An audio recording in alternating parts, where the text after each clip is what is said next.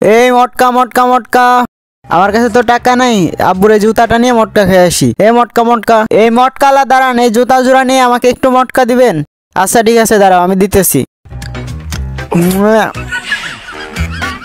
ও সেই স্বাদ, আমি তো মটকা খাইতেছি, এই মটকা খাইতেছি, যদি আব্বু বাড়ি এসে দেখে ওনার জুতা নাই তাহলে তো আমার আজকে খবর আছে। যাক পাইছি। এই মিন্টু মিন্টু, এটুক নিয়ে আমারে তোর জেলি দিবি? না দিব না, যা ধর তুই পুরো টুকি নে।